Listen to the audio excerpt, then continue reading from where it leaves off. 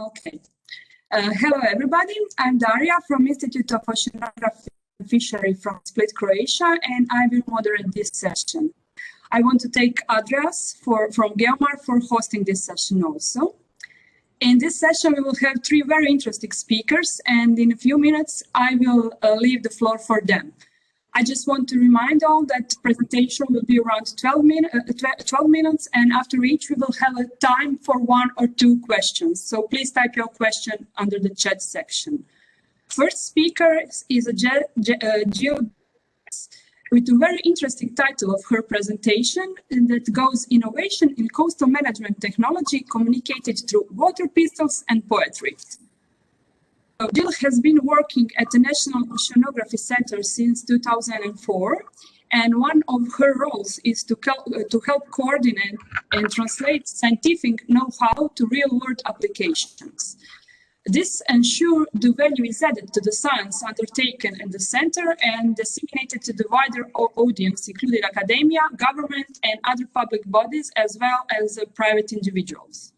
She is also involved in other projects, including Commonwealth and Marine Economic Program and Wirewall. In a recent year, she has been taking a more active role in public engagement, ensuring that awareness and understanding of the science that is undertaken in the center is increased. So please, Jill, feel free to unmute yourself and take it over. Thank you. Thanks, Daria. Right, I'm going to share my screen. Let's see how I get on. Okay, I'll have to use another screen because it's not coming through on here. So sorry, folks. So today I'm going to talk to you about innovations in coastal management technology that we've communicated through water pistols and poetry, and just here a little bit of Lego too. So let's move on. The project we were working on was called Wirewall.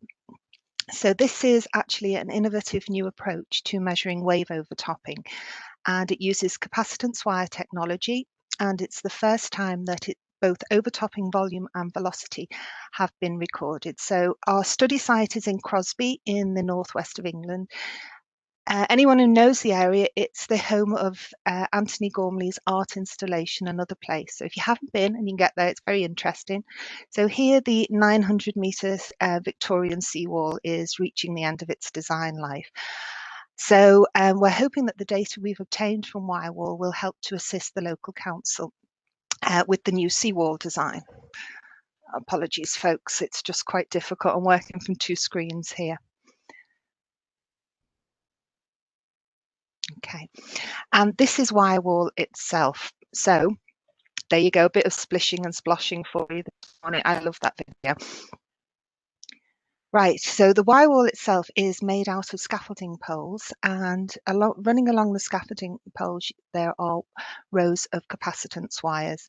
So as the water moves through the capacitance wires, it makes a signal, and we record it here in our electronics box. Okay, so we wanted to, obviously we've got a great innovative product and we wanted to be able to showcase it. So it was sort of, well, how can we do that? Well, we wanted something that was eye-catching, accessible, user-friendly, hands-on, definitely hands-on, something that captures imagination and, of course, encourages curiosity. So this is what we came up with. This is our Wirewall demo.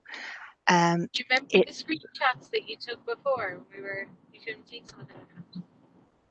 Sorry? Oh, right. So this is it. This is our Wirewall demo rig. The electronics that we've used in it are identical to the full-size rig. We've used water pistols to make the waves. We did try other things, but the water pistols worked a little bit better. We've used Lego here to make the seawall, and we've stuck some Lego figures over the top. And we've enclosed it in a Perspex box. The idea behind the design of the Perspex box was to keep as much of the water in as possible. Didn't always work though, but hey. This picture was actually taken at our study site in Crosby. Let's move on. Okay, so we took it to around, I'd say about 25 events over 18 months. And it was a massive success because it was exactly the same as the big rig. It was so easy to explain the concept. We had a laptop set up next to the demo rig, and as the water from the water pistols was shot into the wires, it made a signal, and that was recorded on the laptop, so people could actually see what it was doing. It's so much easier than posters or slides. It was there, and the concept easy to understand. Now, it was loved by all. Everywhere we went, we had a massive queue. We had the kids loved it, the adults loved it, especially grown-up men loved it. There were 2 water pistols, loved to have a bit of competition with their colleagues. And it encouraged an awful lot of interaction. We had great conversations with people, which led on to other things that were good for the project as well. One unexpected thing was our Lego figures. We just popped them on the wall because they looked good. And as it happens, they encouraged conversations about hazards. So we could say, well, look, these Lego figures are getting knocked off the wall. Don't go near the sea wall when it's high tide or stormy. And I've put on there crowd control because, yes, we really did have to do a bit of crowd control. So it's a good job I've got lots of kids. I was very good at it and kept everybody in a line. So there we go. Right. So everything we did with our project and our demo rig, we documented on Twitter. So after a bit of Twitter training from our Fab Comms department, Damien, if you're there, we've got a brilliant permanent record of our project. We made all our tweets interesting. If you look at this one here, this is actually my Lego version of the Iron Man installation by Anthony Gormley. So any of you are familiar with that? It looks a bit strange here, but it makes sense if you've seen it, so look it up. And we made them fun and sometimes a little embarrassing, like this one here, where we're hanging outside of a car door with water pistols. So we did those, and we also used a Lego figure or Lego figures to tell a story. This is Lego Jenny. So Jenny's our PI on this project. So we made lots of friends using Twitter all around the world, but more importantly for us, local contacts. We made friends with a local group called Friends of Crosby Beach, who have an awareness day every year. So they invited us along to that. And when we did go, we realized that there was a massive thirst for knowledge. People wanted to know about our science and they were really, really interested in it. So it's sort of, well, what could we do next? And this is where the poetry comes in. Let's move this along. We decided to create a narrated coastal walk along Crosby's shoreline. So Crosby, as I said, is just north of Liverpool in the UK. We were lucky enough to secure an AG 100 grant to take this forward. We got in touch with a local poet from the University of Liverpool.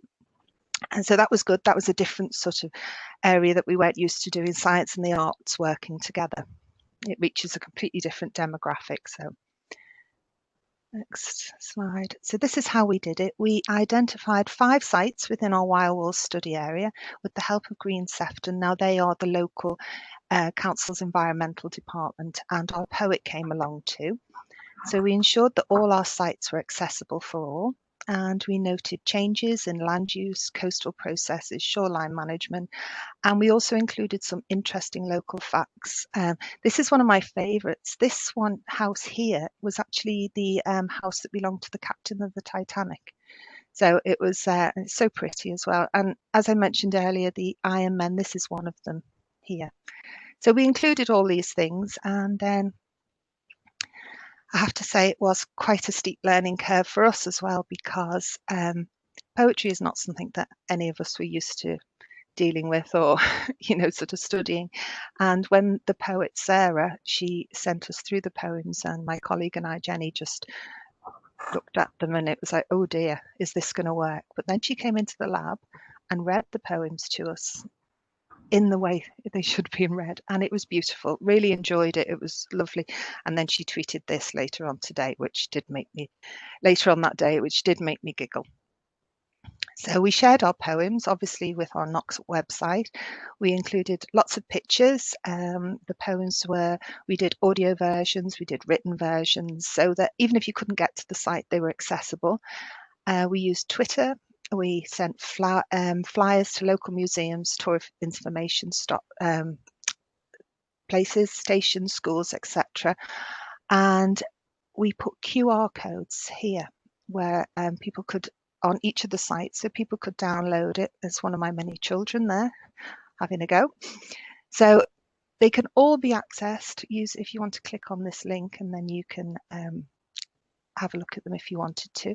And the idea was to lead a narrated walk from the 2020 Marine Awareness Day on the beach.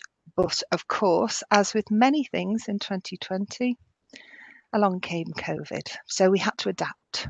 So instead, we set up a virtual day at the beach.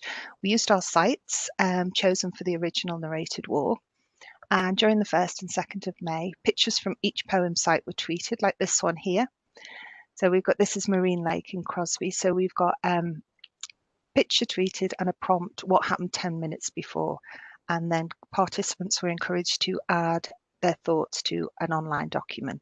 Word clouds were also treated, again with prompts, and people were encouraged to add to those. So what did we get? Well, we got absolute fabulous poems, 5 for each day. We had about 100 people taking part over the 2 days. Lots of fun. It was, for me, it was great because when we had the online document and people were adding to it, we could actually see the poems being made. As they were created, we could see them. It was really, really great fun. We had some interesting ideas as well. Now, for the previous prompt that I mentioned, this one here, where we asked what happened 10 minutes before, one of our younger participants, and we know she was younger because she told us, she said that 10 minutes before, a massive sea monster came up onto the beach and laid some eggs. And, you know, so to the poems, because they came from so many different people, we had different lines like that in them, and it was fabulous. So you can have a look at them here on the collaborative poem link. One of our colleagues is a very talented musician, so he decided that he would add some music to it. So now we've got the poems, lovely pictures, and some original music. So as I say, you can all have a look there if you would like to. So next, as you can see, we've had quite a busy time, but we've had so much fun. The water pistols and the demo kit, they work with resounding success. Poetry, we had people joining our science that were from poetry groups, reading groups in the local area. So we were reaching different people that we wouldn't normally get to. Throw in a bit of Lego, that helps. And a pandemic, whilst I know it's difficult for us all, it can actually encourage thinking outside the box. So like our virtual day at the beach. So what's next for us? Well, we've got cream tea and a little bit of augmented reality. So hopefully in 2022, I can come back and tell you a bit about that. So thank you very much, and thanks for listening. And if you have any questions, please go ahead. Thank you very much, Jill. Let me see if there's some question. Okay. No, but can I ask you a question? Yes, of course, yes. Okay, very great presentation. I like the ideas about poems, and I'm a big Lego fan, so the Lego part is amazing for me. So do you plan to encourage young people to create their own creation, Lego creation, dealing with different ocean issues in the future? Because I really like this part. Well, when we used the rig to go to a lot of STEM events in the UK, and you know, sort of the kids were telling us about things that they'd done. So one child had actually built a wind turbine out of one, which I was extremely impressed with, because just building a Lego wall took it out of us. So to actually build you know, sort of a wind turbine was pretty impressive. But it did, we found that the children, obviously, they, you know, sort of they were really into building the Lego things, but also using Twitter, we found that a lot of other Lego people got in touch with us, and there's an awful lot of people out there who are using Lego to get their science across. Lego community.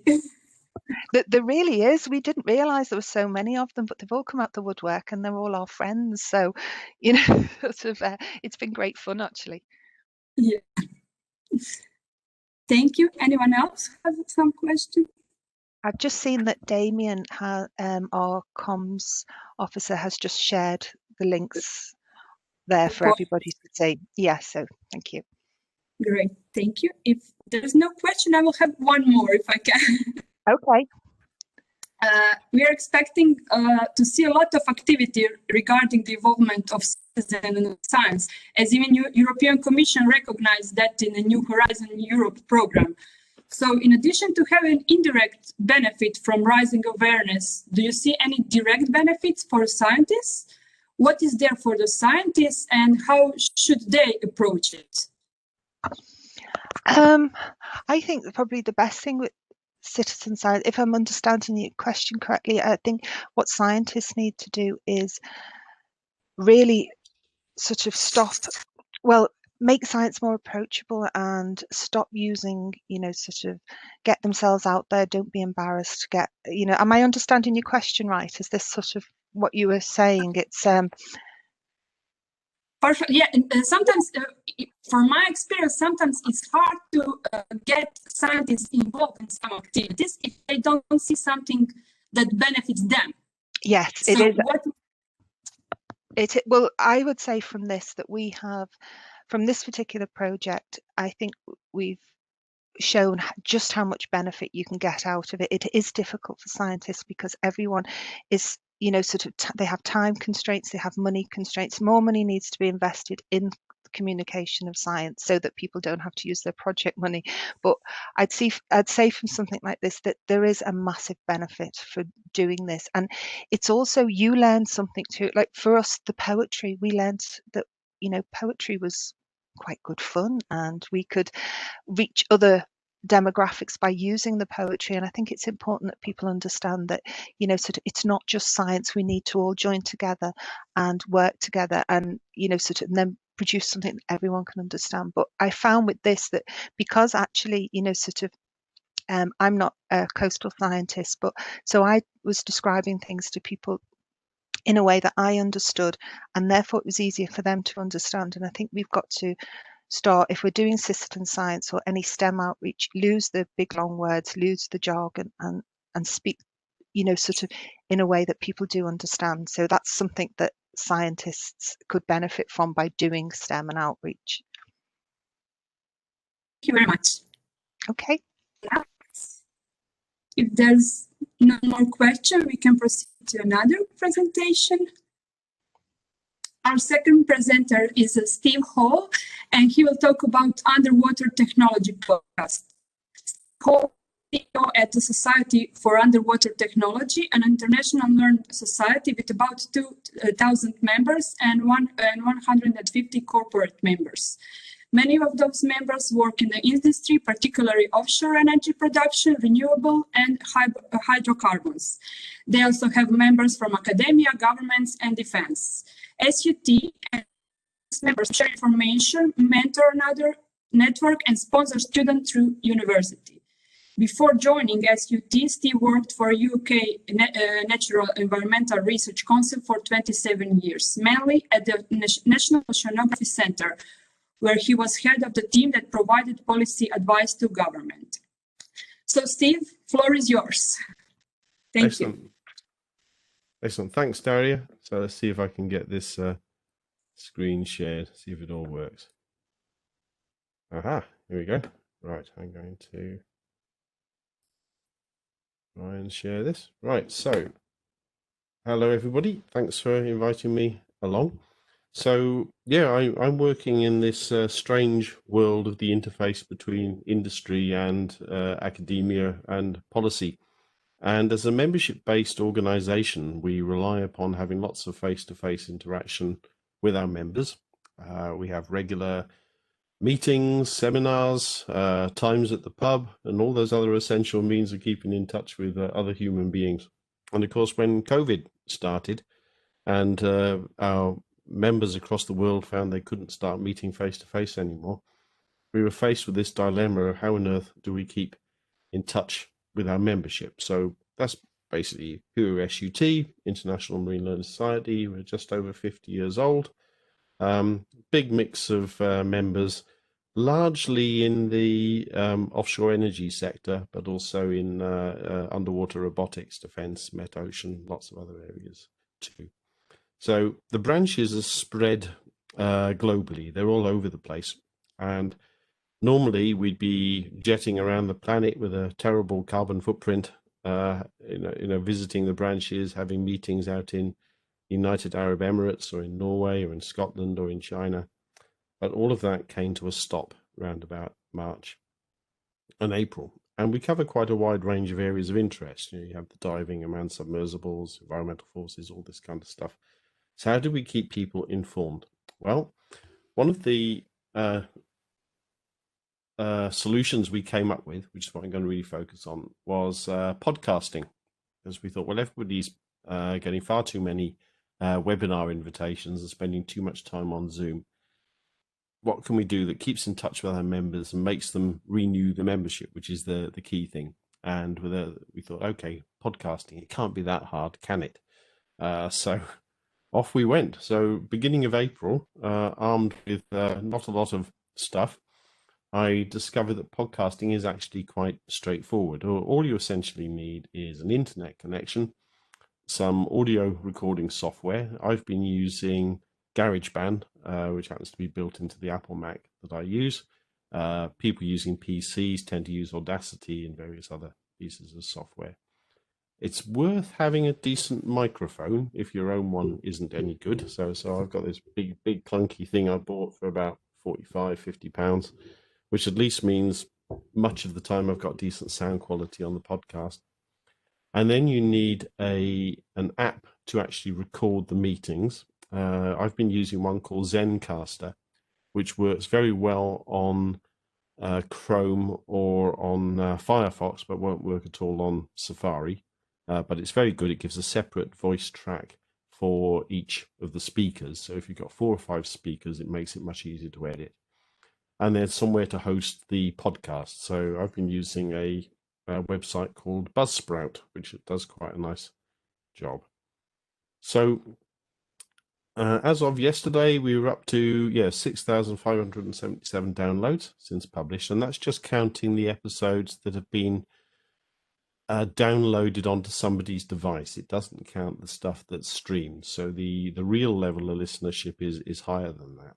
So we've been quite pleased with how many people have been listening to it.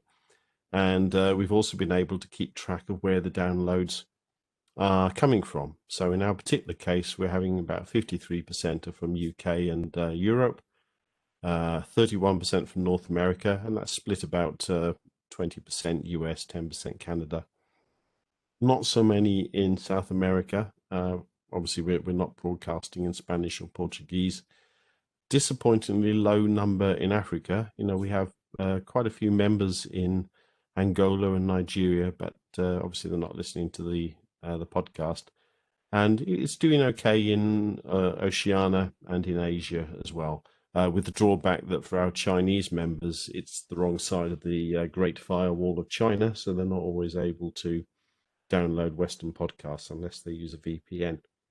So to give you an idea of costs, the actual podcast hosting, I use the site called Buzzsprout. That comes to about £14 a month. So what's that, about 16, 17 euros a month.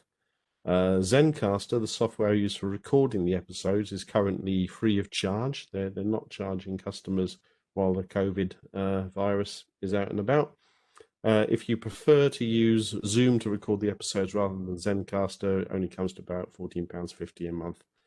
The equipment, your existing Apple or PC, and in my own case, I bought a decent microphone.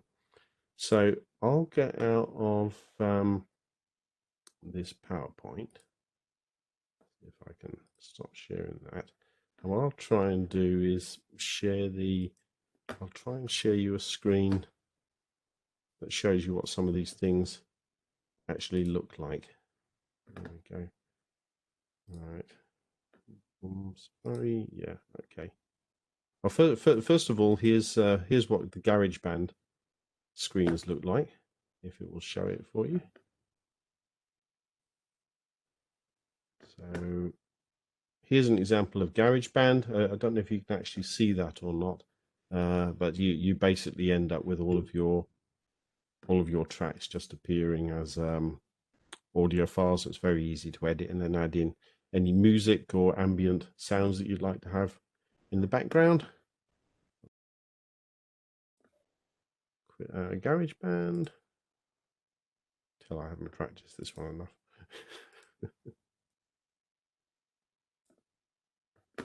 And if I want to just show you how the Buzzsprout site looks.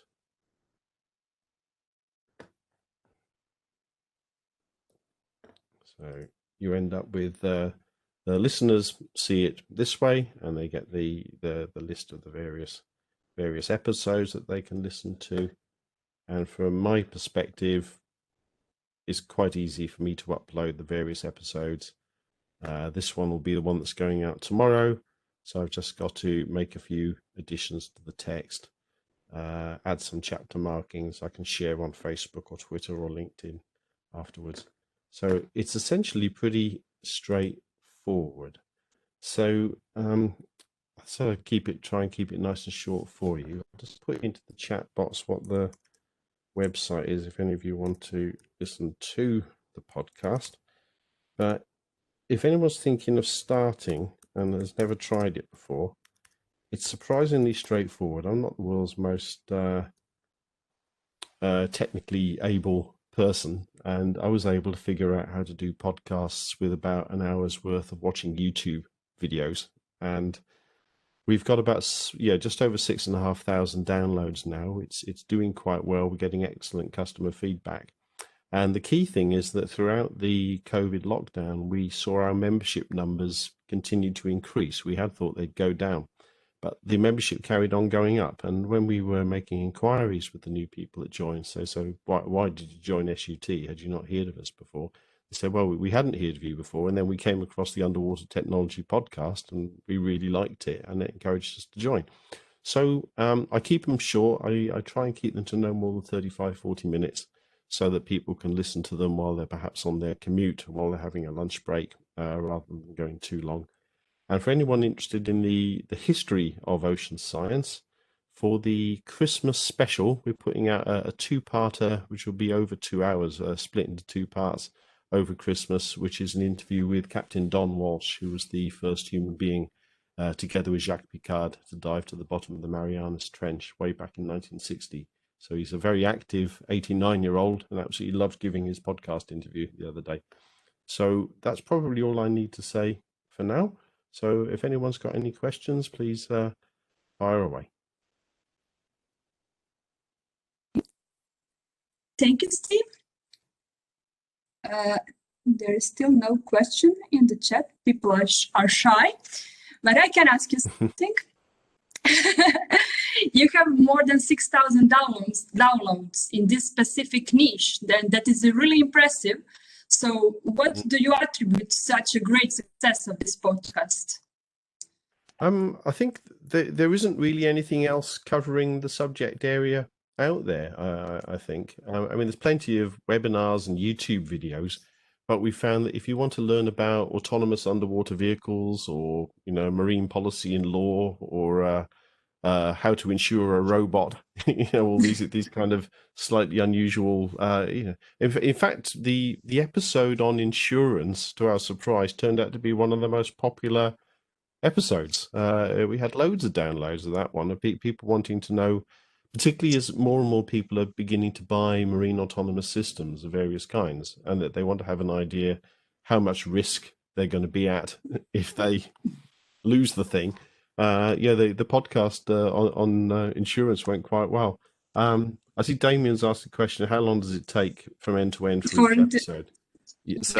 So in the case of the whole process, it depends how good the speaker is. If it's a good speaker who doesn't do too much as you're interviewing them, the interview itself only takes about sort of 40-45 minutes. And if it's a good, clear interview with no dogs barking in the background or babies crying or anything like that to edit out, you can edit it in about an hour to an hour and a half. So it takes so the whole process, interview, record, upload, is probably half a day's work per episode. You can make it faster, particularly if you use standardized introductions, intro text, outro text, words rather. If you use standardized pictures, standardized music, you can make the whole thing quite modular and just have a bunch of pre-recorded sections, a bit like being a DJ on the radio. You just insert all the bits you need. And the only bit that takes a long time is, if you have a complicated interview with somebody who's very hesitant, then it can get a little bit slow. The record at the moment is I had to make 387 edits in one 35-minute episode from somebody who almost every time they spoke, they started off going, and you begin recognizing the waveform when you're looking at the audio files. So you just go click, click, click. In fact, if I was better at coding, I'd write a nice little algorithm to take out all the ums and ahs, and then you'd be able to do it really, really fast, which is, I'm sure, how the professionals must do it. But anybody thinking of trying the podcasting route to reach out to their audience, it's surprisingly straightforward. It doesn't cost very much.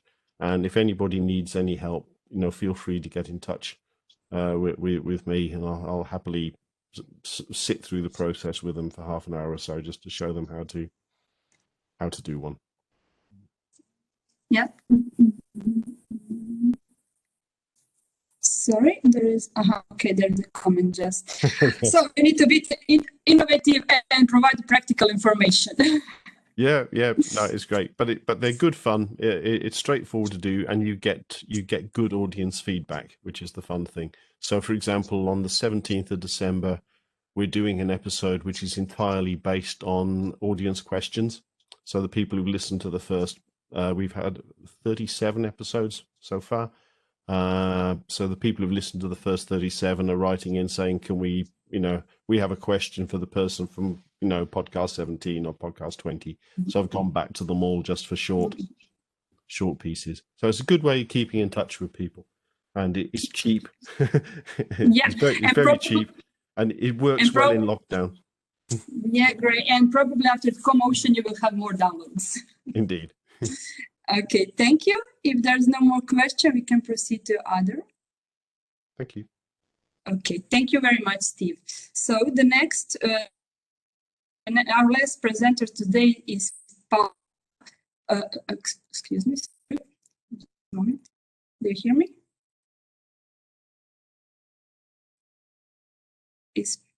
Excuse me. Is Paulina Pakszys. I'm sorry if I misspelled your surname. And Paulina will talk about how do we choose the best video conference software in this time. So Paulina focused at the aerosol property, the European Arctic, as well on their role in the ocean atmosphere system. Actively, she participated in educational activities that disseminate knowledge about climate change. So Paulina, the floor is yours. Thank you, Daria. You're welcome. First of all, I will try to share my screen. So please let me know if you see in a full screen mode. All right. So this is my first presentation, which is not scientific one. So living in the 21st century, we are surrounded by technical and technological innovations. However, due to pandemic, we have been forced to transfer most of our activities, both physical, professional, private, to the network. And the coronavirus pandemic meant that many people who previously worked from the office start working home. As a result, the video conferencing software suddenly became the basic tool, while until now such products were largely considered niche and we were used primarily by large corporations dispersed in many locations. So video conferencing software can be utilized by users in diverse locations to conduct live conferences. This solution can transmit audio, video, and also text. The main benefit is you can interact with the users anywhere in the world with just reduced travel costs and also our time. So do you agree with me that those days we spend more time video conferencing than before? For myself, I have never before used so many different software for video conferencing those days than before. Here I would like to share my own experience with those apps and programs that I actually use. Let's start with the old, but probably still well-known WhatsApp, Messenger, Skype, to the newest one, which is Jitsi, MS Teams, up to the platform using this conference, which is Zoom. And I will not talking about what I want to mention that probably other which you know, GoToMeeting, ClickMeeting, Google Hangouts, WebEx, which is used here, and Google Meet. Nowadays, video conferencing software are very diverse and get many features. Advanced systems offer features such as record meeting, real-time screen sharing, remote desktop control, cloud storage. You just need a computer with microphone, headphones, and web camera, which almost every portable laptop get it. In my personal opinion, there are several amenities that matter most for me. First of all, I will talk about all functionalities from both sides, the user and administration, which is usually important for me both ways. Therefore, the software that I use for a specific purpose should be as fast as one click, which means that both for me to launch the previously prepared event takes a few minutes, which is I run the program and logs in and click start, but also for my participants, which enabling to start the conversation is to launch a program or click a link. And here the guideline for me is a child who just learned to read. If such a toddler can handle it, it means that it's simple enough. Then such software from the organizer side does not require special training. The functionality is untransparent and easy to locate after the short time spending of familiarizing yourself with the program. I know that I will be able to meet my needs. I prefer also the solutions that require logging in and permissions for the administration page, but in being just participants, I have the freedom to do so. So I can do that, but I don't have also to log in. Name and surname is just enough. I don't like also the solution that impose network requirements that connection with the user should be relatively stable, not freeze, and above all, not throw away due to temporarily lower quality of the connection. It's hard to meet all the requirements, especially those one which is complex and universal. So far, I have not been able to find software that would be universal or fulfill all the functions I require. But the personalization of the software must be somehow divided into three categories: private, business, and event domain. So the last one, I would rather say dedicated. And also, of course, the price. I don't want to spend a lot, especially prefer free ones for the private use, while also I recommend those on that subscription for limited time. I can easily buy it for organized events. So first of all, the Facebook Messenger, American app and platform developed by Facebook. Do you know that Facebook chat was developed in 2008? Messenger probably has everything you need to feel closer to people you like best. Personally, I can agree with that purpose to contact with my friends. It's super. Probably also it is connected with the fact that most people has it. A popular saying in Poland is, you don't have Facebook, you don't exist. Later on, Facebook separated the messaging functionality from the main Facebook apps, which means exactly that you don't need a Facebook profile to use a functionality of Messenger. Messenger also allows chat, watching movies together and other things, using popular emoji icon, which is supposed to convey your emotions, popular and young society. Also get answer and handling, which is a really nice feature, especially when in chat participate more people. It allows you to select the exact message in your chat that you want to reply or forward. And really nice one, interact with bots. You can easily find deals, make reservation, and get help by contacting for your business directly from Messenger. Also, it supports voice and video calling, which is necessarily here for this presentation. You should just to be friend on Facebook, no phone number is needed.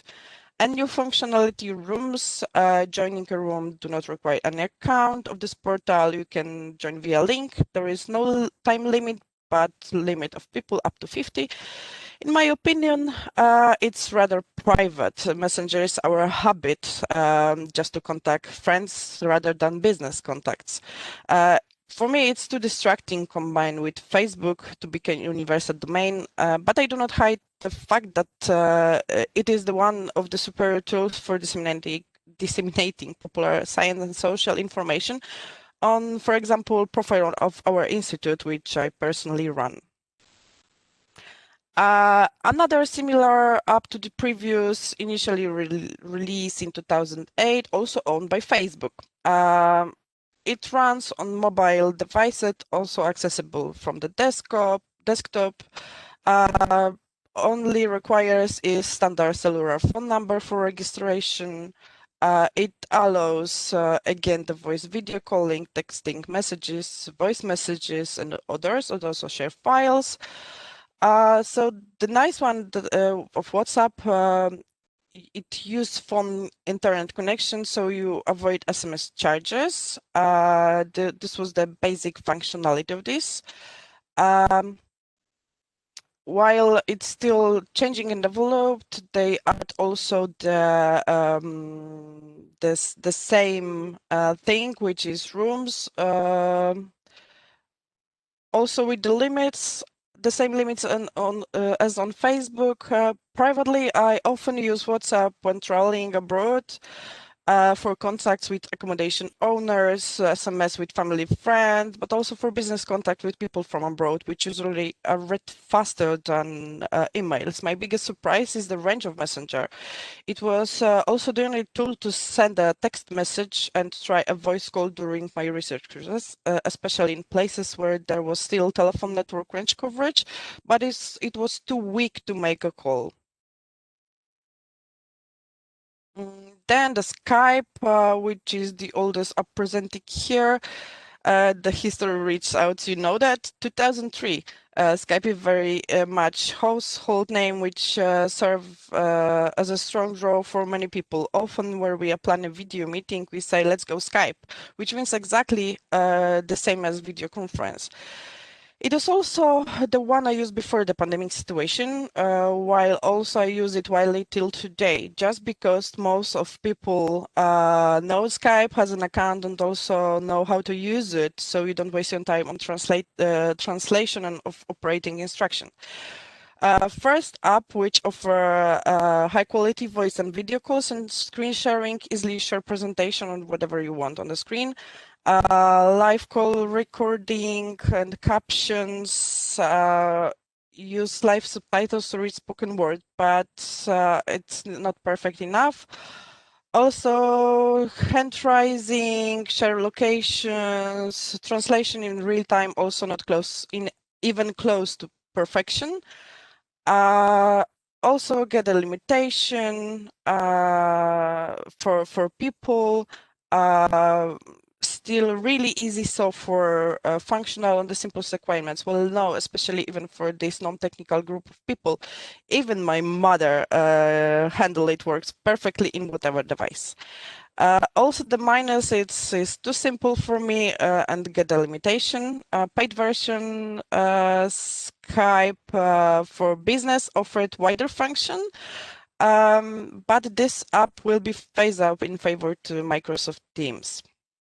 And the other one, the Jitsi, which I met at the beginning of pandemic, it's really nice because of the secure and good quality meetings, sorry. For me, another one which is similar in functioning as a Skype, but the one thing is that screen sharing and multiply participants simultaneously, and I, as an admin of this meeting, have simple function that I can control muting everyone on hide everyone, recording, sharing on YouTube, connect to calendar on Google, hand raising. I can easily plan my meeting before. generating a room which I share via link that could be passworded. Simple interface allowed me to change into tiles mode, which shows me the biggest window with speaking person, but it fails in the low connections. Also requires app on external device, and then has also the limitation. I will put that in a box of business and private. And the other one, which is Microsoft Teams, platform developed by Microsoft, offering workspace, high quality chat and video conferencing, and also nice one, integrated applications. Team replaced the previous Skype for Business and Microsoft Classroom. It is really advanced tool for me, which enable many options for administration, but personal account is required here.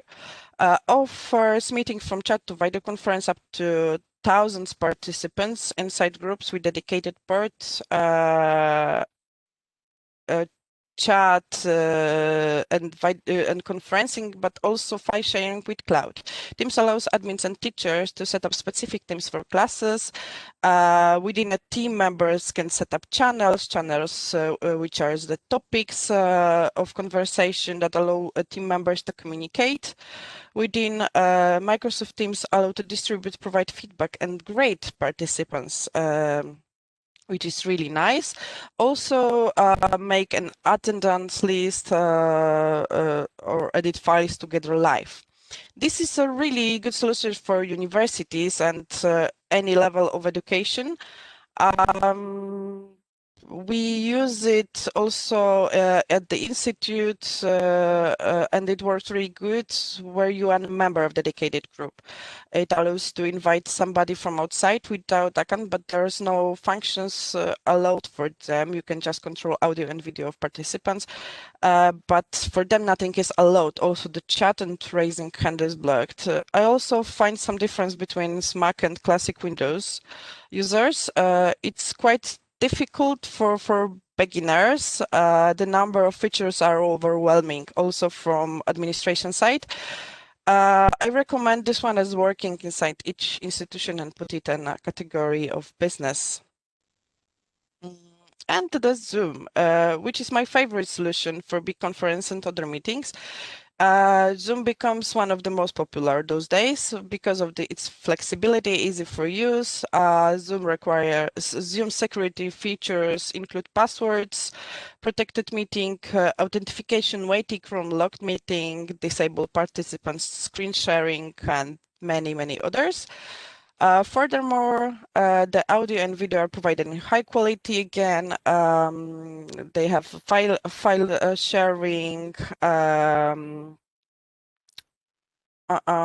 Also, the app is required on external devices. We have recording, Q&A, hand raising, and many others. We have different level of participation here, as you can see on this conference. It works via dedicated link. When you are just participant, are you not allowed to speak, share screen, just watch and write question, while the hosts of the session have the functions of personalized rooms. In the sessions breakouts, there is much more options available for participants. Also, the name is also the same in a previous. It requires app. As I told already, the free version provides enable to up to 100 people, and we have time limit restrictions. But with upgrading and subscribing the plan, we are allowing up to 1,000 people with no time restriction. For me, it's the best one solution for big events like conferences online, so I will put it the category of business and events. Now let's move to the comparison, but remember that I'm comparing the programs and application that I personally use. Therefore, Pauline, I apologize, yes? but we are running out of the time, so could you please conclude it quickly? Yes, so I just moved to the last slide, which is really nice for me. This is the results for most popular video conferencing. The survey was done during March 2020 and released in May 2020, see that the application I mentioned here is still on the top. I'm still waiting for the newest version of these services. And really thank you for the attention, and write any questions also straight to my email address. Thank you, Paulina. Thank you, Paulina. Sorry for interruption, but we are time limited. Thank you. As you know, as you know. So, could you stop the screen sharing? Okay. Stop sharing. Okay. Okay. Okay, there is one question. Our needs include file sharing among members, not the same organization. Do you know any platform to allow this? I'm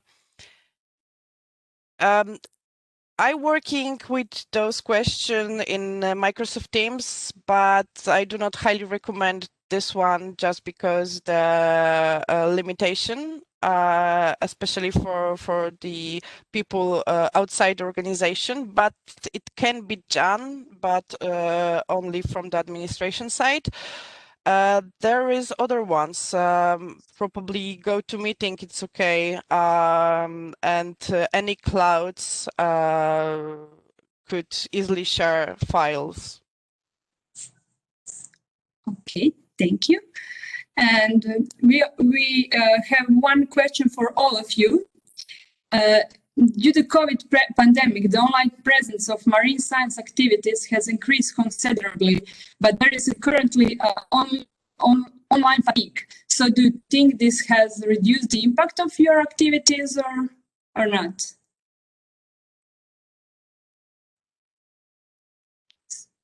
Anyone wants to, for all three of you, so whoever wants to answer it. Could you give us the question again? Due to this COVID pandemic, the online presence of marine science activities has increased considerably. So there is a current online fatigue. Do you think this reduced the impact of those activities? I don't think so, if I can start. We also change all our events, which we do normally in person, into online. And I think there is even more participants right now, also for conference, small workshops, and many other things. Thank you. Jill, is your opinion?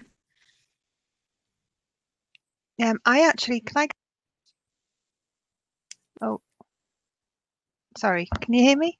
Yeah. Yeah. Yes. Okay. Yeah, I agree with Paulina. It's actually, I think it's increased the impact of our activities because we've been able to, people are more likely to join in online. And I think the fact that we've still been able to engage and increase our engagement in such a difficult time, I think it's wonderful. And we all do get online fatigue, because I know at the end of the day my eyes are falling out my head because I'm sick of looking at a screen. But it's sort of I think we're learning so much as well, and when this is finished and we go back to doing our normal things, I can't wait to go out to talk to people. But for something like this where not all of us can attend, it'd be great to be able to do it online as well. You know, I think we're learning so much. So yes, online fatigue, maybe a little bit, but definitely not reduce the impact. Definitely not. No, it's been quite a good learning curve, actually. Yeah. Thank you. I know with my own organization, we've seen where we used to have face-to-face meetings in lunchtimes or the evenings, where maybe we get 30 or 40 people, we're now getting 150, 200 people coming to the meetings instead, because it's so much easier. They don't have to travel, or because we tend to hold our face-to-face meetings inside cities, like London, and of course nobody in their right mind wants to go straight into a crowded place like the city at the moment. So we're actually seeing higher attendance with the online means. So it's not all bad, but I do agree there's probably a bit too much of these. Okay, thank you. There is one more question if we have a time. Which system, I think it's for Pauline, which system do you think it will be the best for an event like this?